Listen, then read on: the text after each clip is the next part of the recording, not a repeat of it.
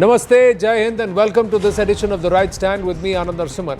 Ashley Tellis, a prominent US national security scholar known for shaping Washington's thinking on Bharat and the Indo-Pacific, was arrested in Virginia on charges of unlawfully retaining classified national defense information under the Espionage Act. Tellis was taken into custody after agents recovered more than 1,000 pages of classified material at his home. The government alleges some documents concerned sensitive US military programs. Investigators say Tellis accessed, printed and removed classified material from secure facilities and took them home. Agents found the files in the filing cabinets and even trash bags during a search. Surveillance reportedly tracked multiple off-site meetings with Chinese government officials in recent years. Tellis has long been one of Washington's most influential India hands. He served on the National Security Council under President George W. Bush, notably during the US-India Civil Nuclear Accord, and later held roles connected to state and defense departments. Most recently, he was a senior fellow at the Carnegie Endowment for International Peace, while acting as an unpaid advisor to the state. His deep involvement in India policy and defense analysis and high-level clearances that came with such roles elevate the public stakes of this entire matter. Implications for the US-India policy circles? Well, because Tellis is synonymous with the strategic case for closer US-Bharat ties, his arrest reverberates beyond the courtroom. The episode prompts scrutiny of think tank and government revolving door norms and how consultants and unpaid advisors access classified material. This also puts focus on past statements from Ashley Tellis, and he has said, and I quote, "The choices that Bharat has made in the last several years are quite anti-market and run against the grain of the evolution post-1991. New Delhi desires American support in its confrontation with China but does not believe in materially supporting the United States. Trump's pressure will drive Modi to reduce Bharat's oil purchases from Russia, but he cannot publicly admit to doing so. Bharat overestimates its influence on the world stage while lacking the economic heft, military capacity and alliances." Now the question remains, has the arrest exposed the left ecosystem's China prem yet again? Also, has Bharat chosen the wrong people to advocate its cause? Are these entities not driven by nationality but driven by political ideology in choosing their loyalties or deciding where their loyalties lie? Ashley Tellis is a very well-known face and a figurehead, and these accusations have taken a lot of people by surprise. But is there this entire aspect of sarkar to unki hai par system to hamara hai? Does this reverberate? We'll try and go across to our guest, Radhika Khera, national spokesperson of the BJP, and Akash Deep Muni, political analyst, in just a bit. But this does raise certain questions which become very, very important. Now, thing is, Ashley Tellis is of Indian origin. He studied in Mumbai early on. He's been accused of leaking sensitive files to China. He's also told he faces serious espionage charges. How is the MEA going to look at this? Is the government now going to do a serious reassessment and recalibration of who is actually representing Bharat's interests in the power corridors across nations? And are there many other double agents like these? Siddhant now joins us with more details. Yes, Siddhant. His arrest has perhaps shocked the think tank community both in DC and New Delhi. In fact, the 10-page affidavit filed by FBI special agent has chilling and shocking details about his actions, how and why he violated the most basic rules on handling classified info. It still remains unclear. All we know is through the affidavit, which is already in public domain, and we know that he has been arrested. Now, the FBI has more information than is revealed in the affidavit. This is what we've been told. The investigation seems to have been on for at least a few months, if not longer, because if you go by the affidavit, then most of the meetings which have been tracked by FBI of Ashley took place in 2004. So, some of these meetings he met the Chinese official. He was carrying an envelope while entering the restaurant, and at the time of exit, that envelope was not with him, etc., etc. So all those things have been mentioned. Now, definitely, it raises concern, Anand, if the Indian government have been engaging with Ashley, or perhaps the Indian think tank community have been, because think tank community have more been engaging with him.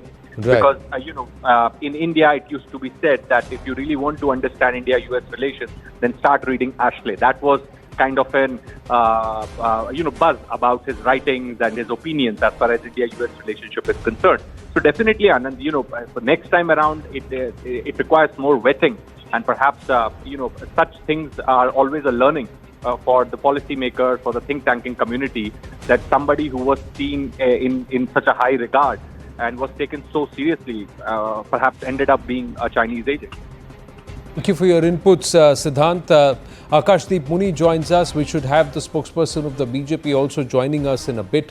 But Akashdeep Muni, how would you, the first response that came from the BJP is that this is the person from whom Congress was taking perhaps notes, dictations or influence. So even while the Chinese were courting him, the Congress was courting him. Now this is something which has now come to the fore. How would you look at this? Anandji, if Ashley Tellis is a Chinese agent that we are listening, then why the External Affairs Minister S. Jaishankar inaugurated book edited by Ashley Tellis and said that about the book that he was glad to see the analysis. Even the Finance Minister attended the book release and the PMO social media handles flagged the event. The PMO tweeted about the release indicating official engagement, and if he is a Chinese agent, coming to the intricacies of the details you are citing, then why the DOJ charge is for unlawful retention of national defense information and not espionage or acting as a foreign agent? Can you give me specific details regarding being a Chinese agent, like payments, communication, witness statements, as investigation is going on since months, as the reporter said? Without those, the label, the Chinese agent, is unproven. Now, I request the Bharatiya Janata Party IT cell to work a little bit harder, because what they are doing is not enough. Just by taking out tips and but is this not that, was he not part of this entire left ecosystem, this Lutyens cabal, those from whom and toyed the Congress narrative? Was he the right person to represent Bharat's interests, or was he politically leaning? The other aspect, Akashdeep Muni, is that if somebody who's now a US national is of Indian origin and is busy pulling out state secrets of the US to the Chinese, where do his loyalties lie? To the nation of his origin, the nation of his karma or his work, or the nation to which he perhaps identifies the ideology with? Is it being driven by political ideology? These are questions that are being asked. I asked you, can you give me one instance of his espionage details, his payment details, communication with Chinese people, witness statements? Investigation is going on since months. Can you give me any details? When you are naming anybody Chinese agent, now this country has seen that in contemporary times, recently anybody can be called anti-national and a Chinese agent. You have called no. This is based on the evidence. The evidence that's been quoted. It's not the Indians. It's not the Indian side or the BJP which has decided that he's selling links to the Chinese. It's the evidence on which he's been, that surveillance tracked in multiple off-site meetings with Chinese government officials in recent years. He has been very well entrenched within the US political advisory system, but has he been co-opted by the Chinese? And if that is the case, the links that have been drawn. Let's look at the links that have been drawn by the BJP. We should have the BJP spokesperson in a bit, but viewers, bear with us. The links that have been drawn. The links that have been drawn is the Congress party is the one which has got an MOU, ongoing MOU, which was signed in 2007 between the Congress and the PLA or the CCP. The Congress party always takes a narrative where China is a far bigger behemoth and needs to be engaged with. The Congress party has never taken on China or been adversarial in its tone. It has always tried to portray that Bharat can never match up to China and Bharat has to be subservient to China. The other part is that whatever is the narrative that the Chinese want in the US-India equations and relations is what has been echoed by the Congress party. And now they are saying, the BJP is alleging, that Ashley Tellis was somebody whose articles, whose utterances, whose thought process was quoted by someone like the LOP Mr. Rahul Gandhi. That's what they are alleging, and that's where the parallels are being drawn. That is this an ecosystem that is so political ideology driven that it is willing to compromise nations' interests to be in bed with perhaps the adversary or the enemy? See, Anandji, I'll again cite that the DOJ charge is for unlawful retention of national defense information. It is not espionage. You are still unable to give any proof of espionage. Neither the US government has given, neither US government has charged him acting as a foreign agent. Why we are believing the BJP IT cell, Amit Malviya's tweets, I don't know. There is no proof altogether. He is not charged. He is not convicted. US courts will define his guilt based on evidence produced in the court. Still, the case is not registered, not started. So why we are jumping the gun? I am unable to understand. And if he is a Chinese agent, why was Mr. S. Jaishankar speaking so good about his book? Why the PMO flagged his book release?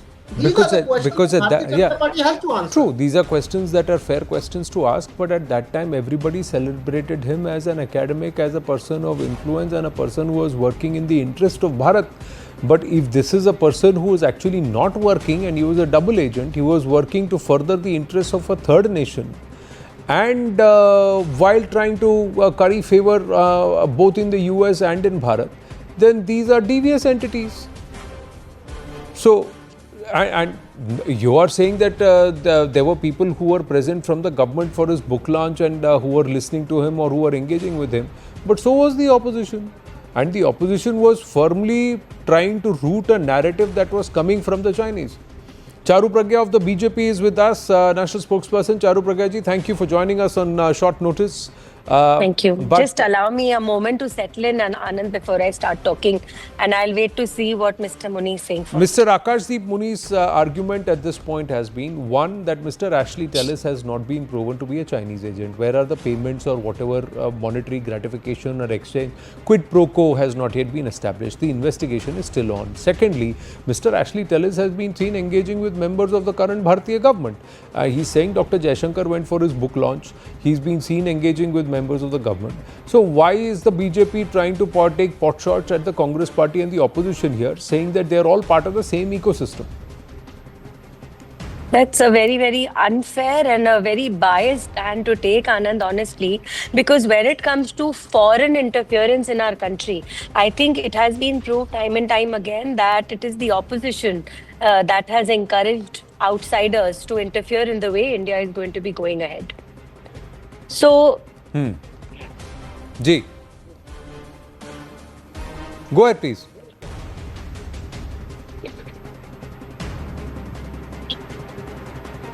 Charuji, you are audible and visible. Please go ahead.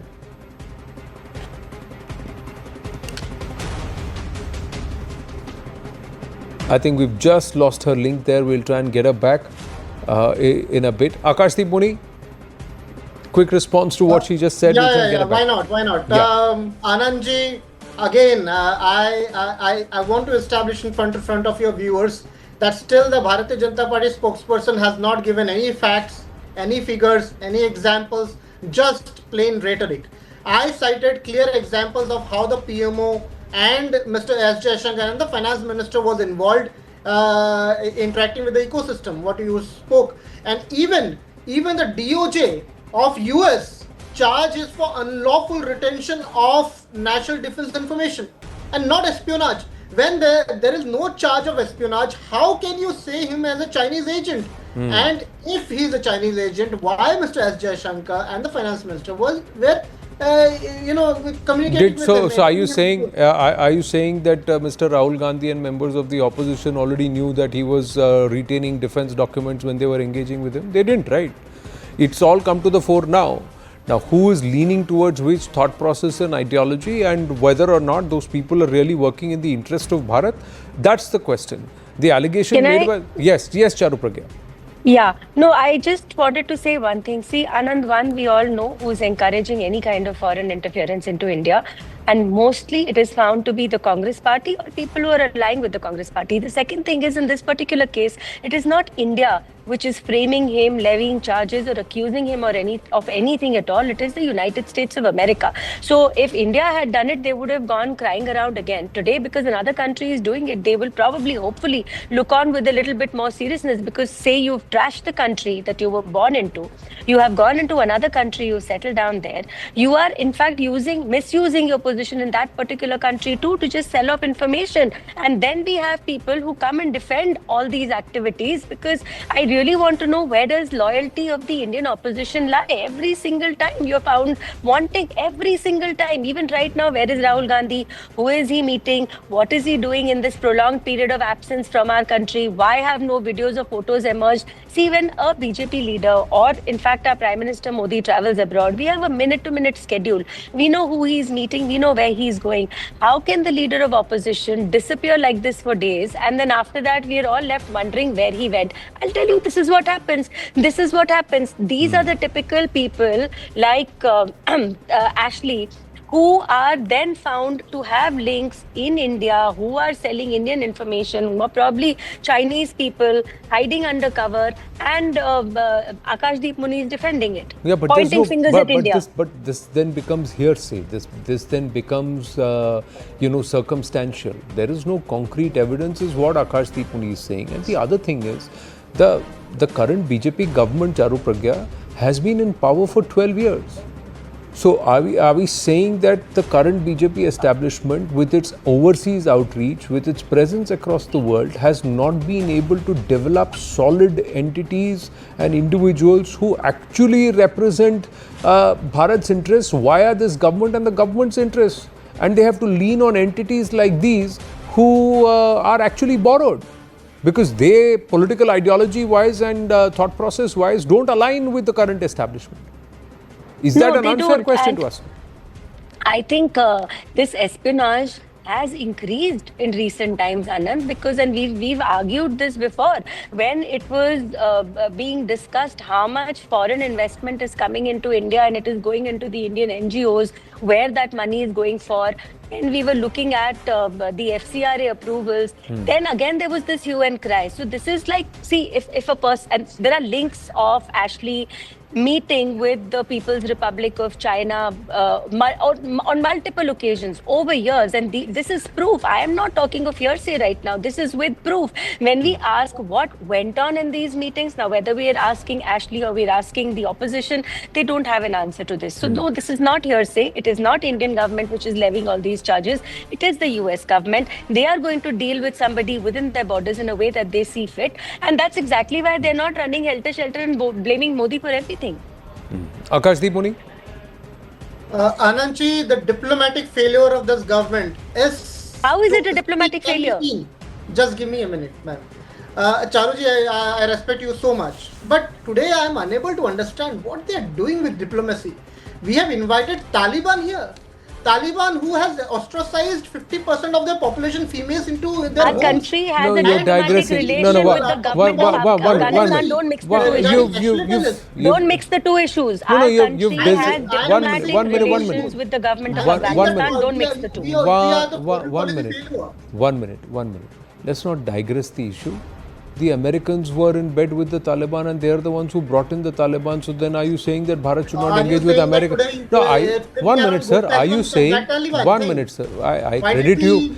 I credit you with a certain amount of wisdom. So allow me to please plead on that. No, and I'm sorry. What I'm trying to say, sir, are we trying to say that we will not engage with the Americans at all? That's not the case. Nations have to engage with entities and those who are in power in those nations, because that's what diplomacy is, and still get work done. So that is something which you would also appreciate. Nobody with Hitler also. No, nobody is saying Hitler will be enemy of Pakistan. Hitler is not alive. We have to look at people, entities who are alive. We have to look at, we have to look Can at, I, one minute, we have to look at, entities who are currently,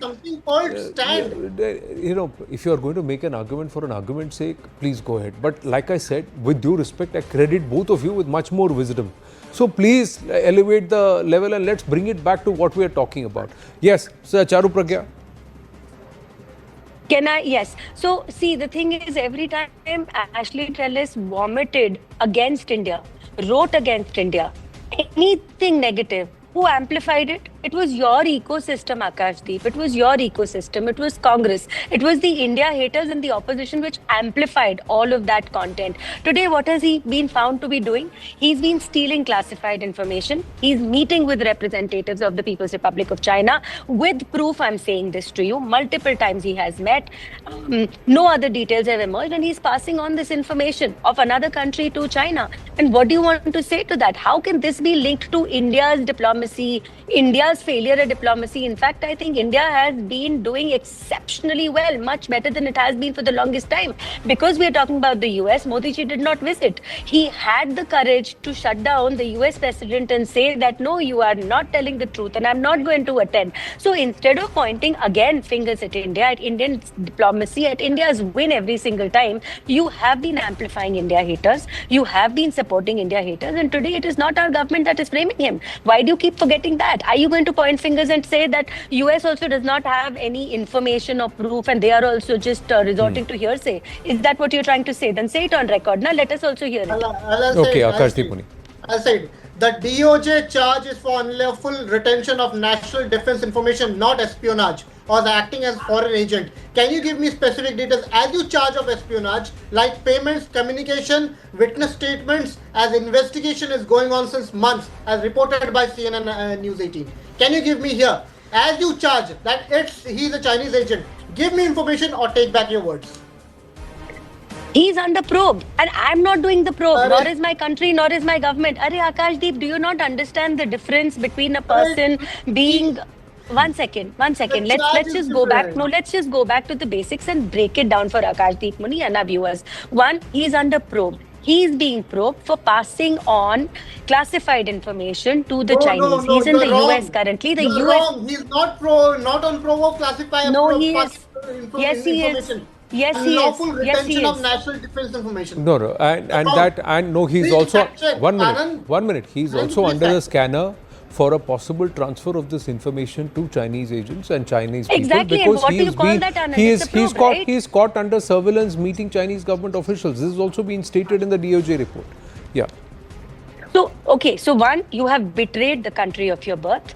Then the country that welcomed you, allowed you to live there, made you a consultant to the State Department, you've also betrayed that country. So the probe is being conducted by the US of A, not by India, right? So now let's bring the whole circle to a close. One, I have a problem with the fact that the Indian opposition and their supporters are standing behind people who trash India, who are anti-national to the core, and I have got no qualms using this word again and again. The third thing is that this is not the government of India, it is another sovereign which is investigating against him. You're still jumping in to defend him. Right, Why is that? Why is that? Because every single time he trashed India, it was you who was amplifying him. Correct. It was you who was spreading misinformation and trying to bring your own country down. But the point is, in the last 12 years, the government of the day, while blaming the opposition of trying to borrow from a similar ecosystem, has not been able to effectively set up a stronger voice that actually would push together the story that the government actually intends to push and lobby in nations. Now, that still is a work in process, and if these entities are then going to be borrowed or co-opted because they have greater access than the current government and its entities have, then that's a reflection on the functioning of the government, its external affairs and its overseas outreach entities. And that is something that needs to be addressed. It's got to be a serious consideration, because the governments and its entities have also been seen engaging with this person. So did they not check the antecedents is a fair question to ask. I have to pause at this moment. Thank you to our panelists and thank you for your patience, and also Charu Pragya, thank you for joining us on short notice. Because he was working for the State Department. Thank you. Yeah. You were saying something. Yeah, I was saying because he was working for the State Department, which is an official department of the government of America. He was a consultant with the State Department. Does our government not engage with officials engaged in another ministry or another department of another True. foreign country? Fair Of course point. it does. Of course it does, and Fair that's a fair point. explanation. Fair point. But did the government also have entities who could figure out and try and sift and say, all right, these are dodgy, let's try and keep our distance. These are the ones who are not, let's try and keep our distance. And who are these people who now, with their Indian origin, are they really going to press forward the interests of the nation of their origin, or are they going to work individual entities and driven by political ideologies? And does that present a huge problem for us within our Indian diaspora, who we look at as a great dividend to push forth the Bharat story? So that's another question and problem that presents itself. We'll see if that can be turned into an opportunity in the coming days. Thank you very much, Arupragya and Akashdeep Moni. Thank you.